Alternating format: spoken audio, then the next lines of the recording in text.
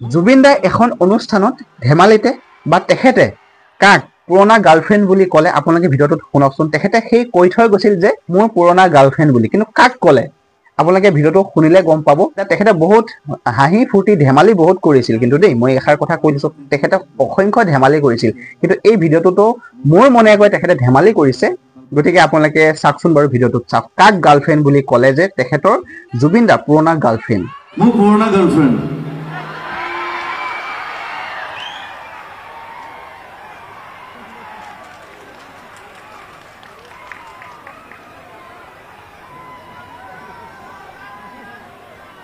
না thank U আঙুৰ অহাৰ কাৰণে থ্যাংক ইউ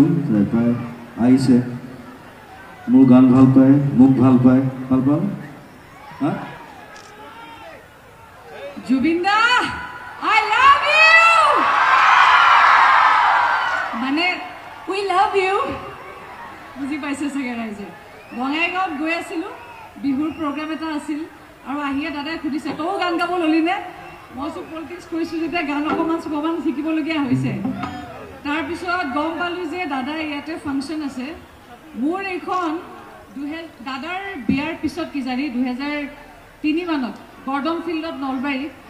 এতিয়া আপুনি বিয়াৰ পিছতে প্ৰগ্ৰেম কৰিছিলে সেইখন প্ৰগ্ৰেমত আছিল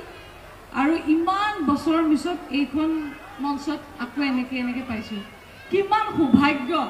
বিয়াৰ আগৰ কথাবিলাক ক পিছৰ কথা